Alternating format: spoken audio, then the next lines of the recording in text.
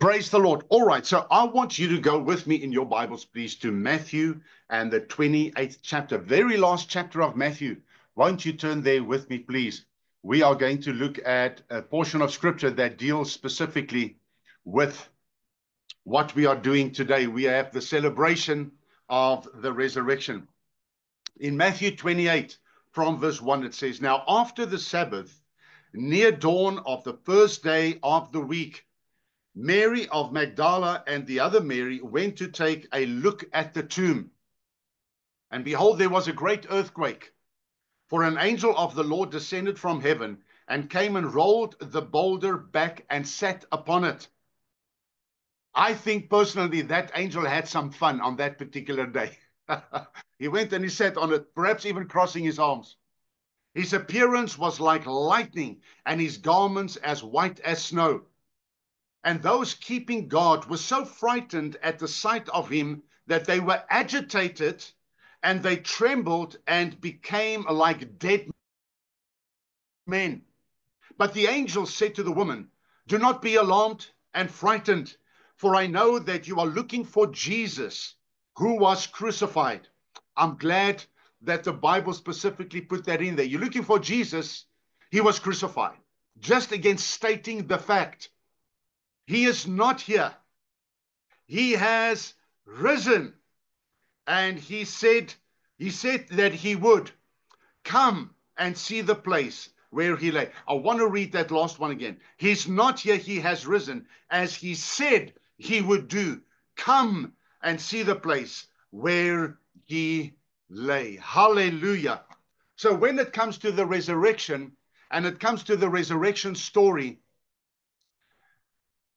we spoke about the fact that the unbelievers and people who are involved in sects and other religions, this is the one thing that they also vehemently oppose. I said on Friday morning that the world hates the idea of the cross. And I'm saying idea. For them, it's an idea. For them, it's not fact. For them, it's not truth. And I see now, and I don't want to mention names, but there's a very, very large group of religious people across the globe who are not us, who are now saying and advocating, and they're trying to bring proof of it, that Jesus, and they say it, Jesus was never crucified. And I have news for them. We have all the facts. We have all the truth. And there is one thing that people can never, ever stand against, and that is what you and I have experienced on the inside of us. I know that there where you are seated this morning, as I'm standing here ministering this word, I know that he who has come to take up residence on the inside of me is alive. Why? Because I sense it all over me. Never mind on the inside of me. He comes through from the inside to the outside, just like on the Mount of Transfiguration. We have the Savior of the world on the inside of us. His life is the revelation that we are living out now. So no one can ever argue that fact. They maybe want to argue a lot of historical and geographical facts. They may want to argue that, but they cannot argue what happened on the inside of you and I that day when we said, "Jesus, come in and be my Lord and my Savior." Hallelujah. Oh, glory. So what they really hate is the resurrection story. Because, and I'm going to say this just tongue in cheek, but we are the only religion in the world, let's say the only faith in the world, I prefer that term, where a covenant was cut in the blood of the person who made the covenant for restoration. The redemption plan was sealed in the blood. And Ephesians 1:13 says that you are sealed with the Holy Spirit. You see, you were sealed with the blood of redemption. It's an eternal sign. But then you were also sealed with the Holy Spirit. Daar waar jy sit vanoggend, if you've accepted Christ as your Lord and Savior, and I believe you have, and that's why you're watching this, You have the seal of the Holy Spirit over you. So what is on the inside has been sealed in. Hallelujah. Ooh, I feel a preach coming on this morning. And also it says that there is no one that can snatch us out of our Father's hand. Jesus made this statement. He says to the Father, I have lost not even one of the ones you've given to me. Aren't you glad you were found and that you are still kept? Amen. I'm going to quickly just share this. There are three different types of grace.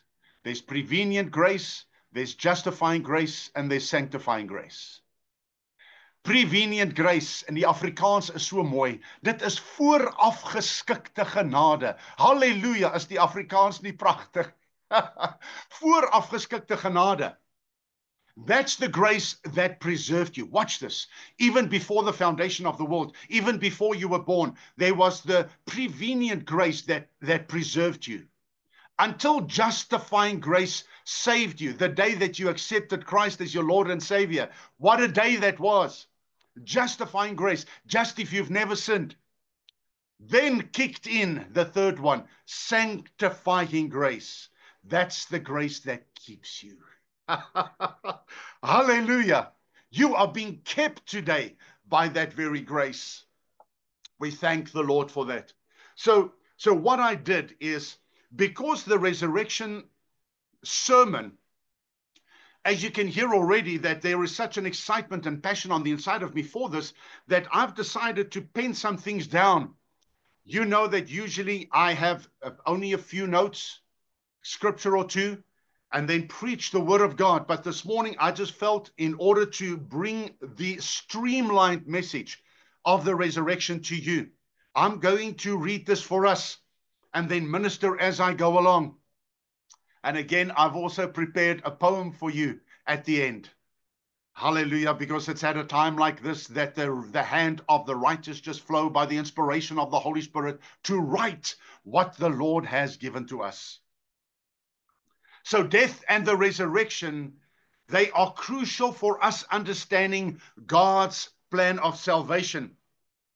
So what exactly happened during that time?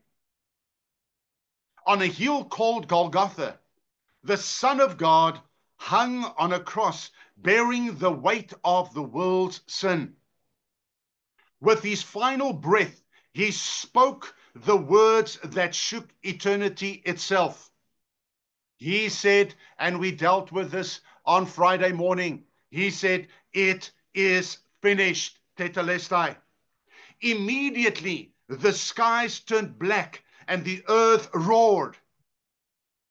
The veil of the temple tore in two after Jesus died.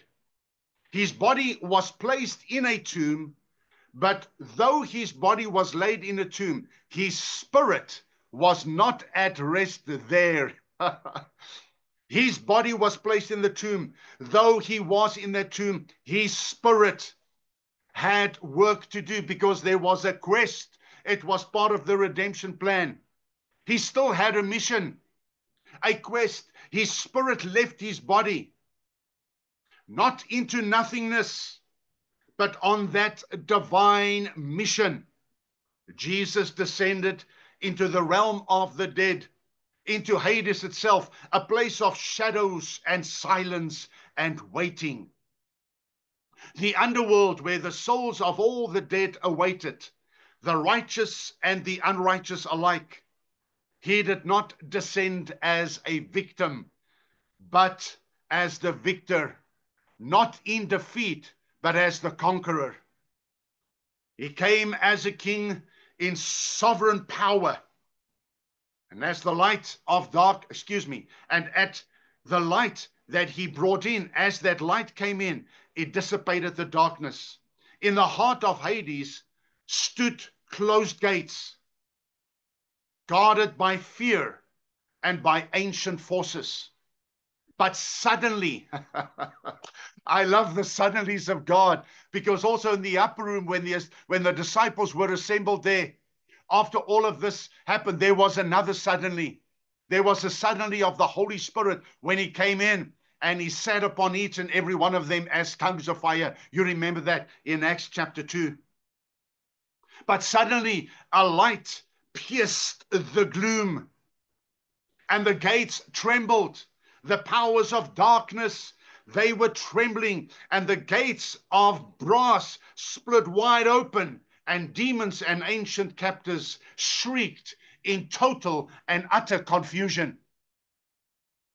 Jesus, the light of the world, entered Hades, not as another prisoner, but as the conqueror and as the king.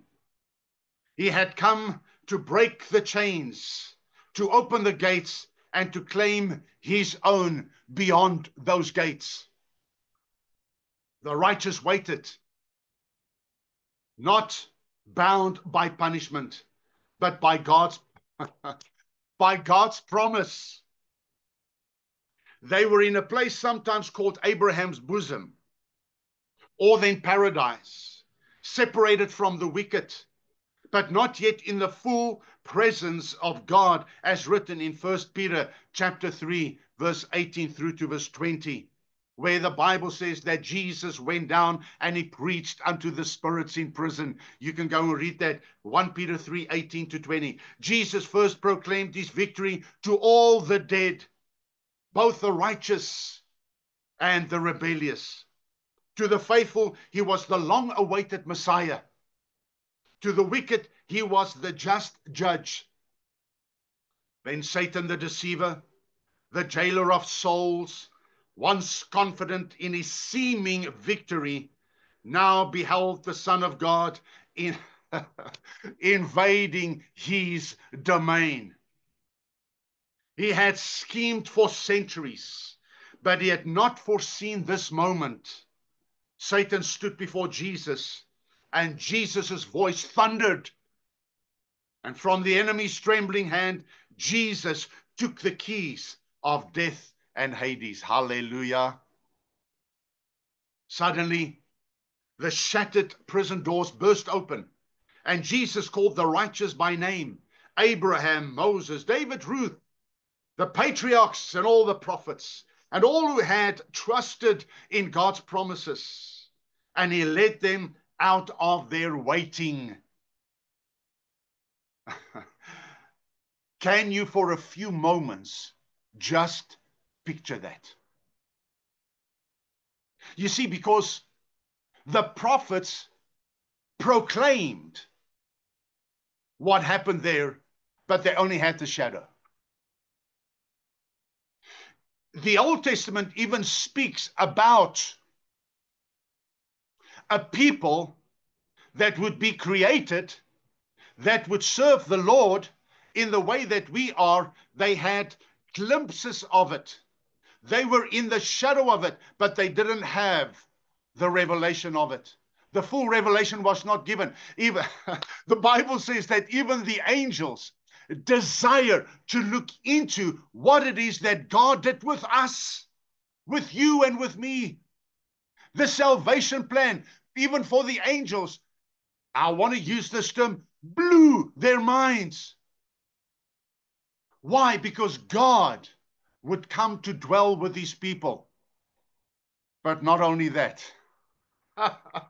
God would come to dwell in his people. Because Jesus promised the Holy Spirit that he would come. And what did I say earlier on? You are sealed with the Holy Spirit of promise. But here's the thing. He has come to dwell on the inside of you. The Bible says in Romans 5:5 that the love of God has been shed abroad in your heart by the Holy Spirit who has been given unto you. The fullness of the Holy Spirit dwells on the inside of you. That's why the Word of God says that you have become the temple of the Holy Spirit. That is why, believers, hear it again this morning. We are the church. We don't go to a church on a Sunday morning. We go to a building to fellowship and celebrate the goodness of Jesus and what he did for you in the week. That's not church. It's a building. You have become the building of God. You have become the temple of the Lord. Hallelujah. How many of you are excited about that one this morning? Ooh, glory. So now we see This redemption plan that has kicked in. So the Old Testament patriarchs and prophets, they had a glimpse, but now they are face to face with the Messiah, the one that they prophesied about. So it was David, Ruth, the patriarchs, all of them, the prophets, and those who had trusted in God's promises. And he led them out of their waiting into ascending light, fulfilling what had been promised. Jesus' entry into Hades was a proclamation of victory. His victory over sin and death forever, declaring that he had triumphed where humanity could not. He plundered the realm of the dead. Then as the third day dawned, his spirit returned to the tomb, and with divine breath, life returned to his body, and he was raised from the dead. Death was defeated. The spell was overthrown. The grave empty and conquered. He holds the keys, and he reigns over life and death. This morning, you and I can proclaim that he's the living King. He's the first and the last. He's the Alpha and the Omega, the beginning and the end. I like to usually put it this way: from vanishing point to vanishing point, he is God. Victory belongs to Jesus. In Matthew 27:52 to 53, we see that after Jesus resurrected, many holy people who had died were raised to life and appeared to others. When I read this in the Word of God, I think about these things. And I think about the faces of the people who saw their loved ones again raised from the dead, with whatever sickness they had or whatever the cause of death was, now gone. Can you imagine the atmosphere in that place? The atmosphere in a place where the dead, where they were at the funerals, they now walking the streets. Proof again of the resurrection life that was in Christ.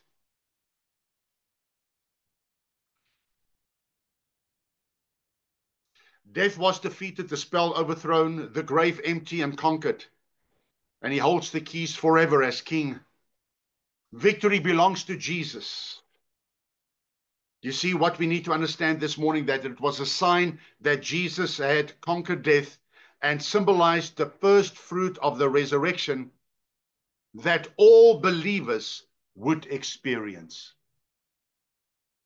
After 40 days following his resurrection, when his time on earth was fulfilled, Jesus was taken up, lifted by glory, wrapped in light, ascending to the right hand of the Father, his mission complete, and his victory finally eternal, or final and eternal. So this morning, the question is really, by going through this and again stating all, not just the facts, but the truth, stating the facts of what Jesus accomplished for us, I want to now bring it in much closer to home and say to you this morning, there where you are seated, already on the inside of you, you have eternal life. I want you to listen to this very, very carefully right now, because this is about you. Right now where you are seated, you have eternal life. So if this body has to lay itself down, you know that there is a life that's awaiting for you.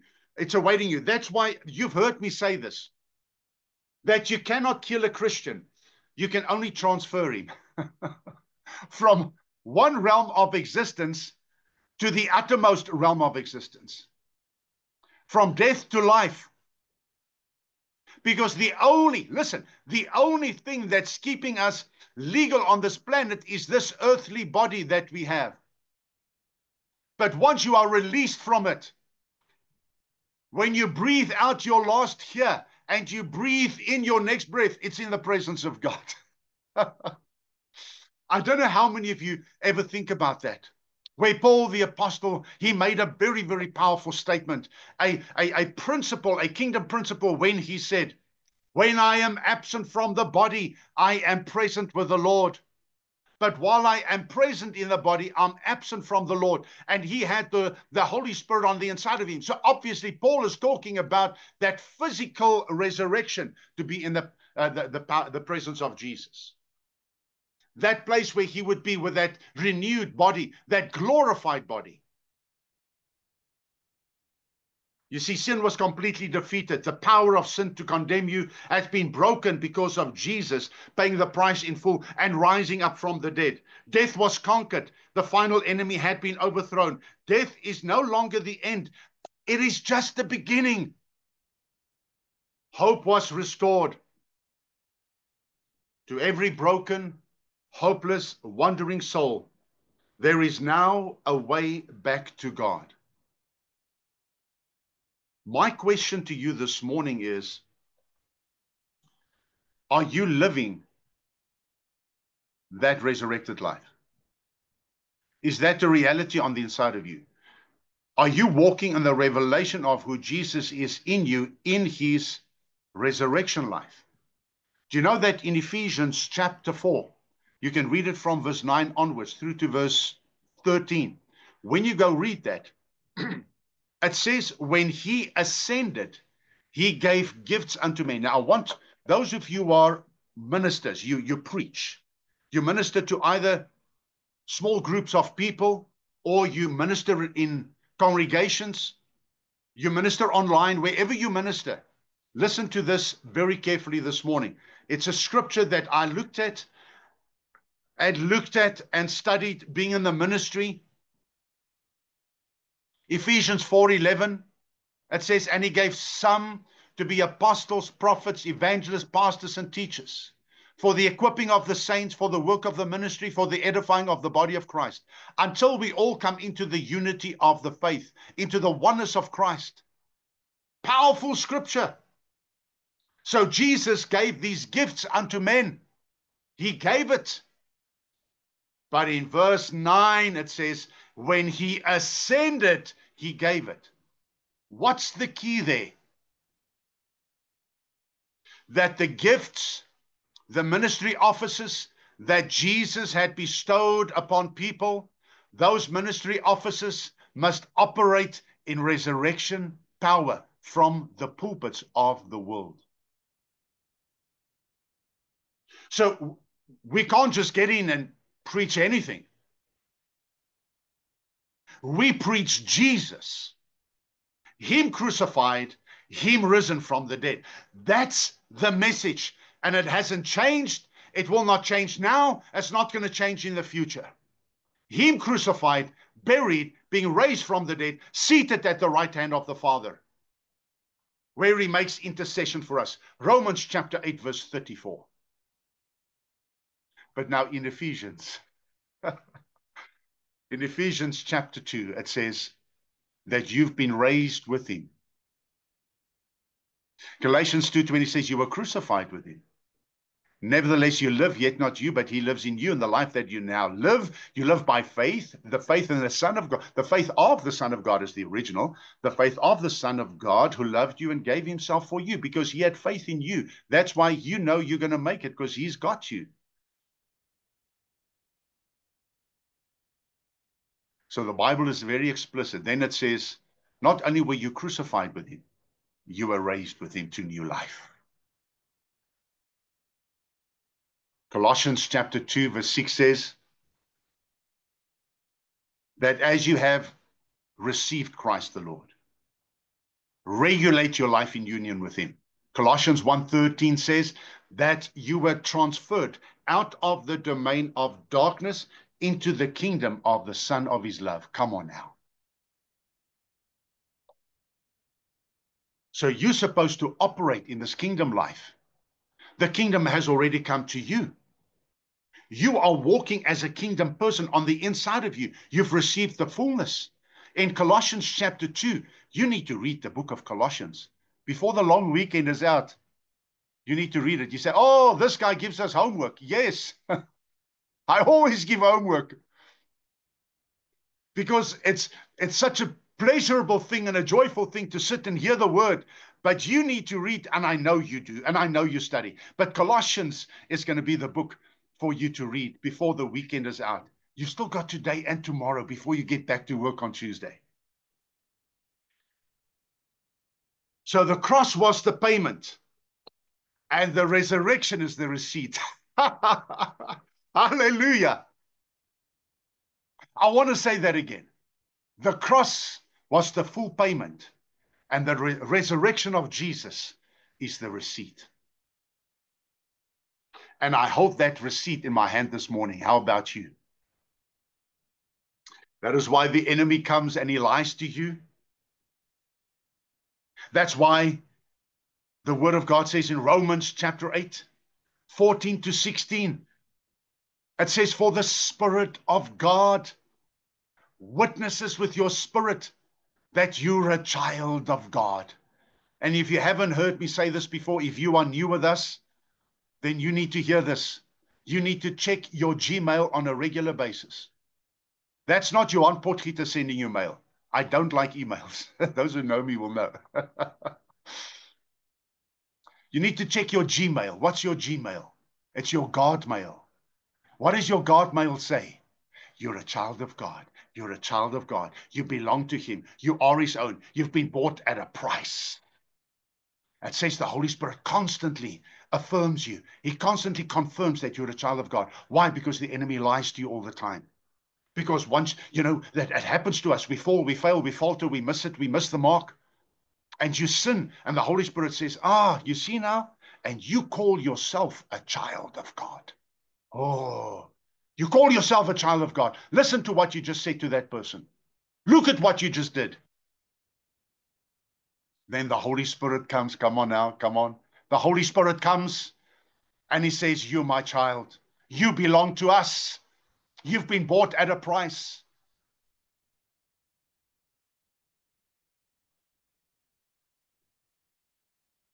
What about your comeback? Because we're talking about the greatest comeback of all time. Maybe you feel that you're in a dark place, maybe this morning. Maybe you feel that you have failed. Maybe you feel that you have fallen. Maybe you feel that you've been buried by life, by shame, by guilt, by fear. But again, here is the good news. Because Jesus rose, so can you. If he came back from the grave, you can come back out of that bondage. If he conquered death, you can conquer despair. If he walked out of that tomb, you can walk out of depression. You see, Jesus died to set you free from all the D's.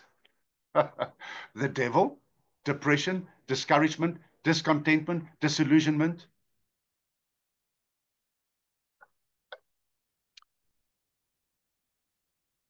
Because you have the A's. You are accepted, approved, and acknowledged of God. That's why you can overcome depression, discontentment, disillusionment, disconnection, all of those things. You can overcome it. Because you've been approved, acknowledged, and accepted by God through Christ.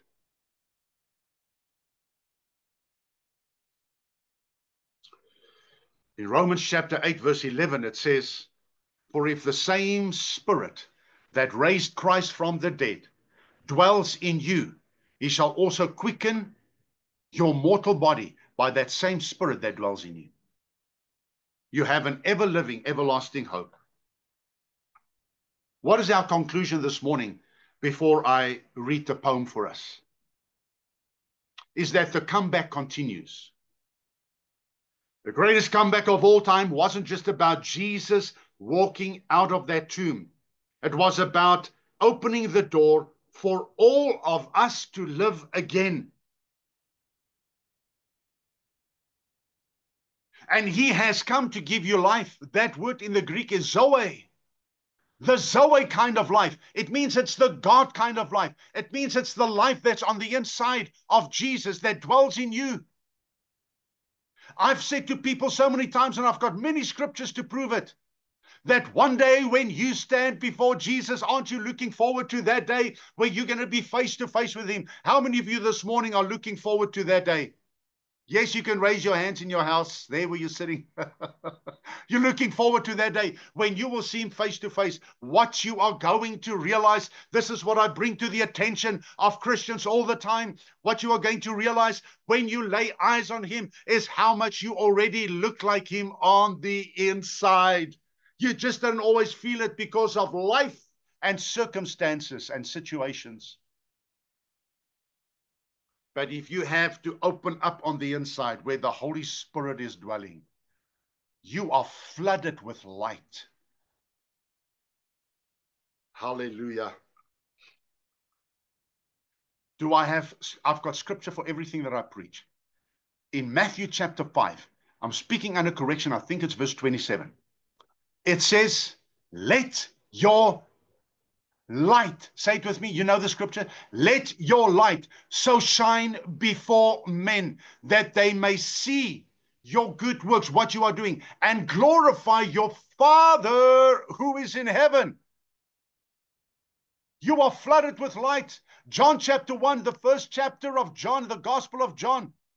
He came to give light to every person that's walking this earth. But then in Romans chapter 1, it says that people have taken that light and they've replaced it with things made with hands. The revelation of God on the inside, they replaced it with what's in the world. So this morning, I want to ask you this question. Are you ready for your comeback? Are you? Are you ready just to meet with him again? Just in that place where you take in who he is, in his splendor and awesomeness. There are not enough adjectives to describe him. Are you ready to stop living among the dead things of this world and start walking in true resurrection power? Well, are you?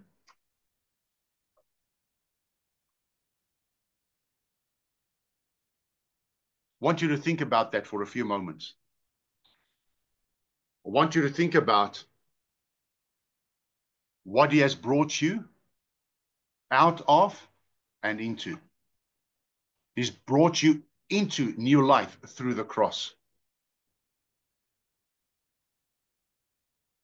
I know what happens sometimes is we don't always feel it. There are so many times we want to feel it, and you don't always feel it. But truth on the inside will always override facts from the outside. Because the truth is like a flood of water washing over the things that are happening in this world. You see, man fell from the outside in. That's why redemption works from the inside out. So here is our poem. It's called He Rose. The sky turned black, the earth did shake, where Jesus died for love's own sake. A crown of thorns, his final breath. The author of life tasted death. They laid him down in cold, dark stone. The King of glory left alone. The tomb was sealed. The world went still by heaven's plan and the Father's will. 3 days of silence. Hope seemed gone, but death cannot hold back the dawn. For early on that morning bright, the stone rolled back, the grave lost the fight.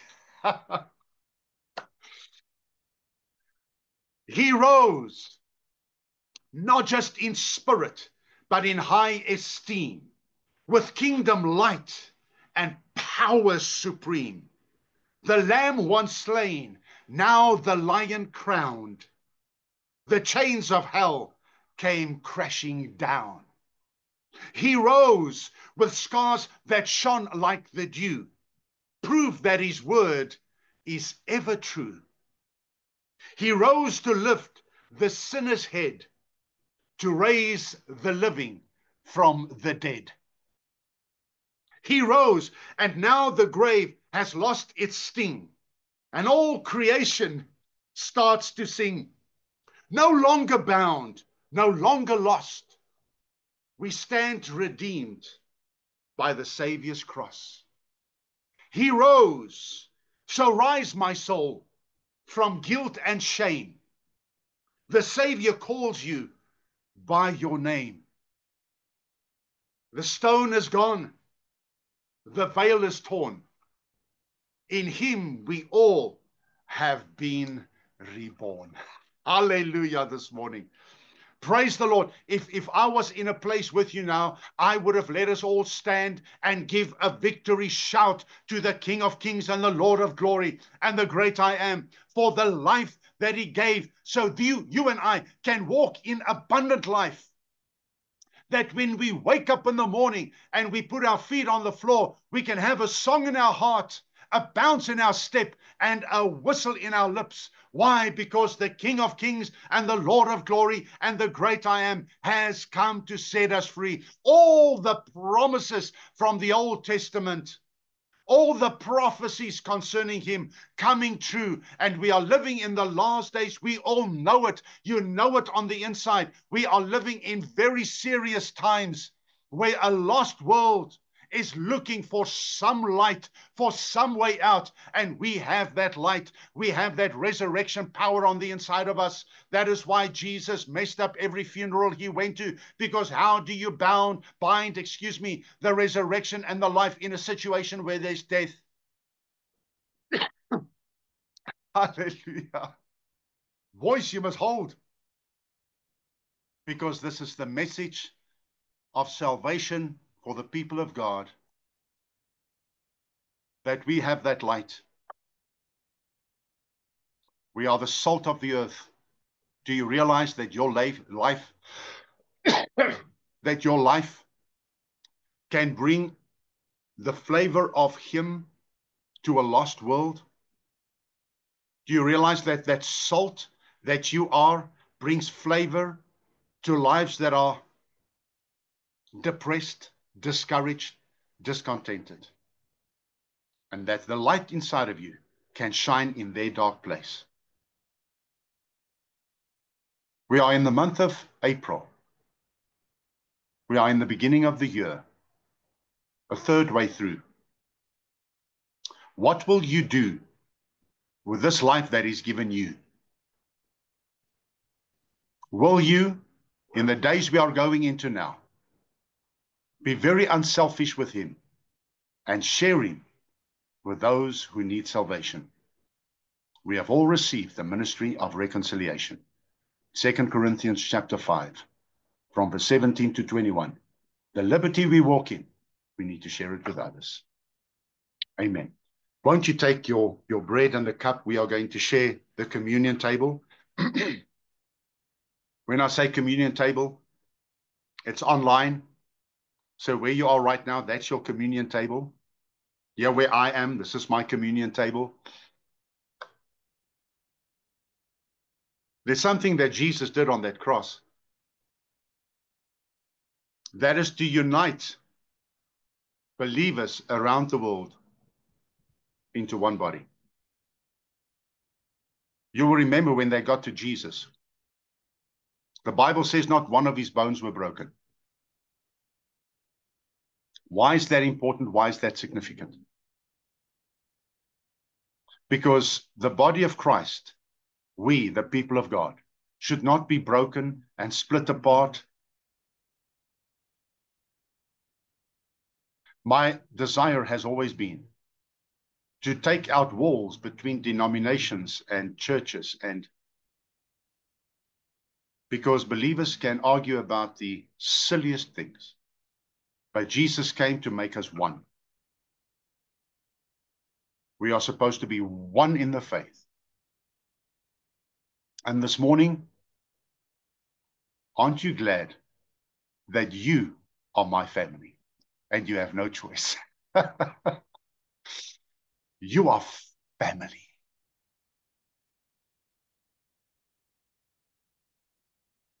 About 15, 16 years ago, the Lord said to me, the days are going to come where the body of Christ will stand closer together even than blood family.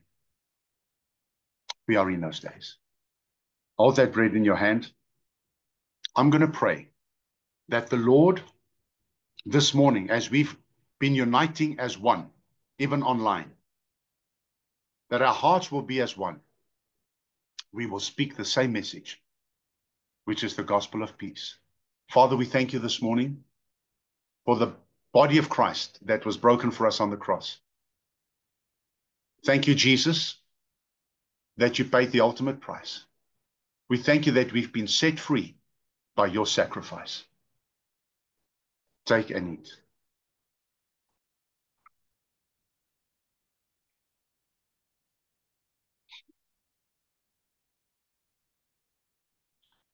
When Jesus died on that cross and he stretched out his arms, you've heard messages where the preachers have said that that's how much he loved the world, with his arms being outstretched.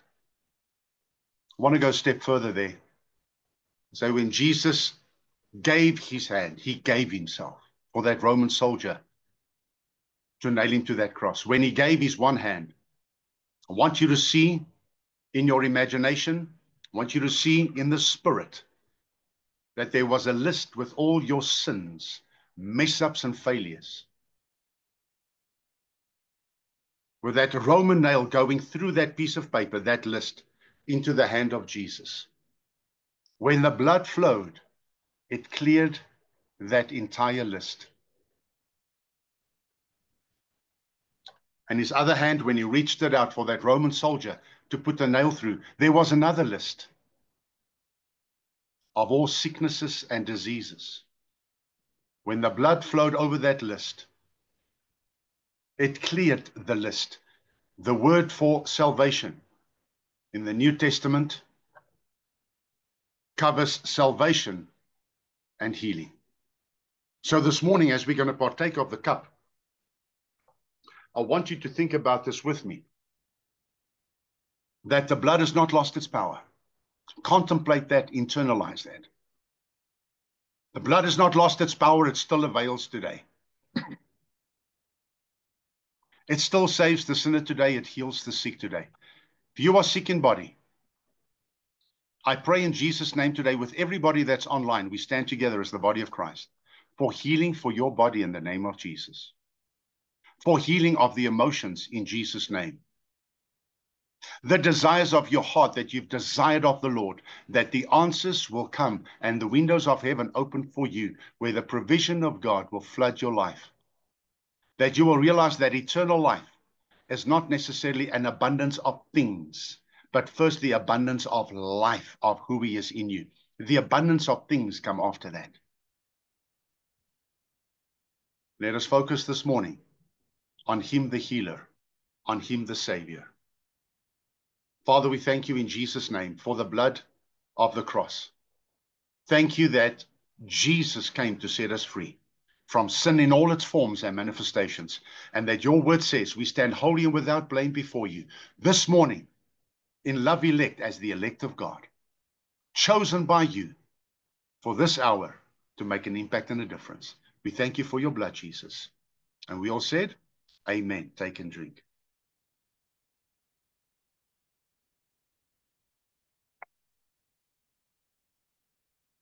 What a joy it was to have you with us on this Resurrection Sunday morning. What a joy to know that it's in him that we live and move and have our being, it says in the book of Acts.